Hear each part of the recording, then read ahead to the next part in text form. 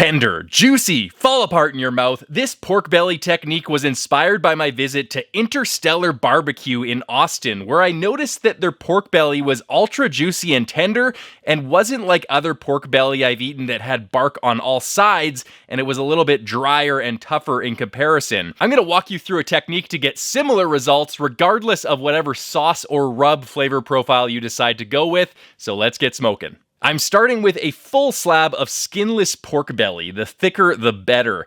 And for this video, I'm using Sure Shot Sid's roasted coffee rub. This rub has a nice balance of sweet and savory with a nice flavor from the decaffeinated coffee grounds in it. It goes great on pork, and it uses just enough coffee so you can taste it, but it doesn't overdo it. A lot of the coffee rubs I've tried in the past go way overboard, and they make the meat taste kind of gritty, like a used coffee filter. But this rub does it right. Sure Shot Sid's also makes a ton of other great rubs that I use all the time, so I'll drop a link in the description below for you guys to pick some up and try it yourself. While the belly is soaking up that rub, I'm chopping up some yellow birchwood into kindling.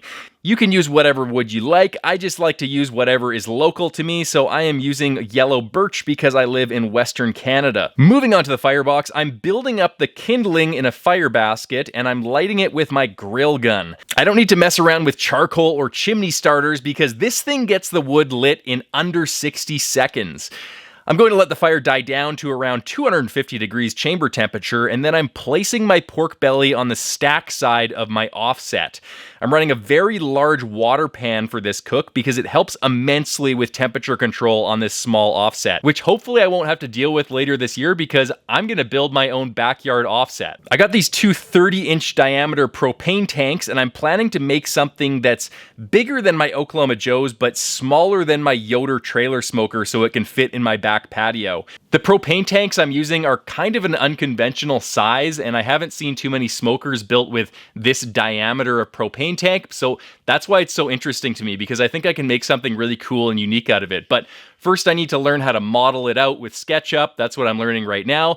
Then I need to learn how to cut, grind, and weld. I have no idea how to weld, so that's going to be an interesting journey. And I also need to source all of the metal and the pipe for the stack, so it's going to be an interesting next 6 to 7 months while I build this thing. Now, back to the pork belly. After a few hours, I'm rotating it around so it cooks more evenly. Otherwise, the leading edge closest to the firebox is going to get way too crispy.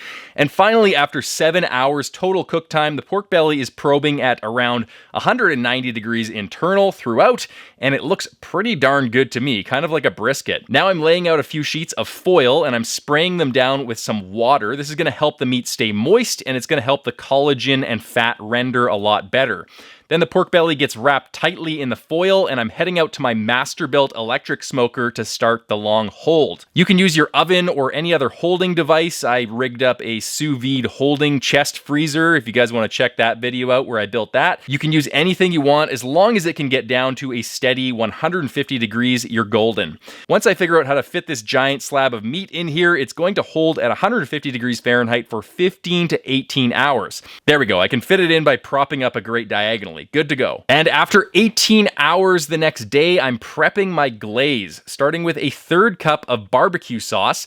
Any kind will do. I just so happen to be using this Yes Dear barbecue sauce sent to me by Pitmaster Barbecue Supply. Thank you very much, Pitmaster Barbecue Supply. Links below if you guys want to find out where to get it.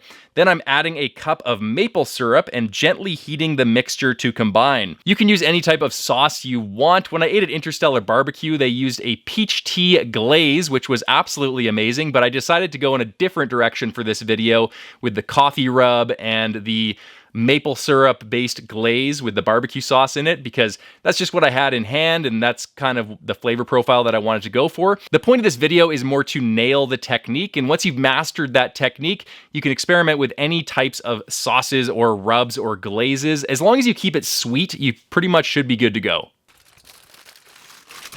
Oh my god, look at this, guys. This looks absolutely freaking amazing. It looks like a brisket. Smells like a brisket too. It's so tender. How am I going to get it out of here without breaking it apart? Don't screw up, don't screw up, don't screw up. Okay, there we go. Oh my god, that looks amazing. Okay, let's slice into it. The first cut I'm going to make is right down the middle to make the sides more manageable. Cutting like a dream.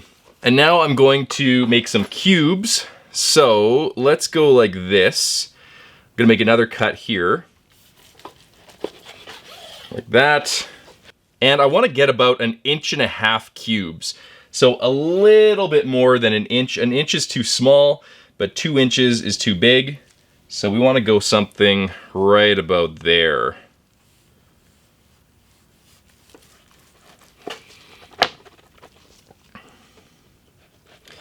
And then we'll turn that around and we'll get our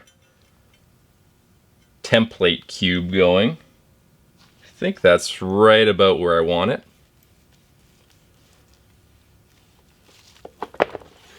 Okay, and now I'm just going to use this to do the rest of my cuts. Put those to the side. And this is kind of the tedious part, so it just takes a little bit of patience. All right, now we have our primo cuts here. I set aside all the other cuts and I'll deal with them later, but just for the sake of efficiency here, and so you guys don't have to watch me deal with 100 little cubes, I'm just gonna deal with these guys here. And what I'm gonna do is pour this sauce over top of the pork belly squares. And then I'm just gonna brush all of the sauce on. Another way to do it is you can just lay down a bunch of sauce on the cutting board and you can do what I'm doing and just kind of get all the sides coated like this. Now, if you are so inclined, you could fire your smoker back up and you could let these guys set on a wire rack to set up the sauce for maybe 10 to 15 minutes. That's what I do with a lot of my meats in barbecue competitions, to set up the glaze and make it a little bit more tacky. But that's a lot of extra work because we've already put it in the holding oven for such a long time. So I'm just gonna go ahead and eat it and I think it's gonna be just fine. Oh my God, that is amazing. It just falls apart in your mouth.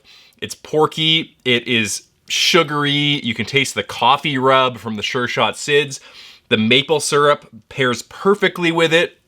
This is amazing. I'm gonna try one more. The other thing I noticed is that the fat cap is fully rendered. It has this yellowish color on the outside edge, and that translates into a lot of extra flavor. That means it's kind of caramelized on the outside of the fat. If you look at this, you can see that when I squeeze on it, it's gonna fall apart. There's no resistance at all. And that's what it's gonna do in your mouth. It's just gonna explode with flavor and fat and porkiness. And that's what good pork belly should do. A lot of pork belly that I've tried in the past, it kind of tastes like a pork chop. It's tough to bite into. And this method prevents that, and it ensures that you're gonna get this super succulent, fall apart in your mouth pork belly bite at the end of the day. Now, as an extra step, what you can do is you can take all the less desirable cubes of pork and just use them for pulled pork. So you get something like this, a bunch of delicious pork belly cubes that are really sweet tasting, and then you also get some pulled pork, which you can use something like a savory vinegar-based sauce on for pulled pork buns or tacos, and that way you can build a really nice meal with some variety out of just one slab of pork belly. Now, I want to mention there are other ways to make pork belly cubes. You can cube them up before you cook them, and you can get the bark on all sides. They call those pork belly burnt ends in a lot of the videos that I watched that outline those recipes. The problem with that method is, in my experience, it tends to result in a little bit more of a dry and tough final product because you don't have the whole muscle that you're cooking at the same time to get super tender meat throughout, just like a brisket. And also, some recipes call for cooking the pork belly up to 203 to 207 until it is probe tender. That is totally fine if you don't want to mess with the long hold or you don't have the time. But in my opinion, going that high in temperature tends to dry the meat out, so I prefer to go for the long hold because instead of relying on super high temperatures, we're relying on a longer period of time to render all the fat and the collagen and make everything super delicious and tasty. If you guys have any questions about this video or you just want to keep up to speed on what I'm doing, then subscribe to the channel, obviously, and drop a comment in the comment section below. You can also keep up to speed with me on a new Facebook group I've created. I'll link that below, as well as my Instagram account. Or if you have more in-depth questions and you want some coaching or access to me personally and a community of awesome people that are super enthusiastic about barbecue, consider joining my Patreon. I'll also link that in the description section below. Happy smoking, guys, and I'll see you in the next video.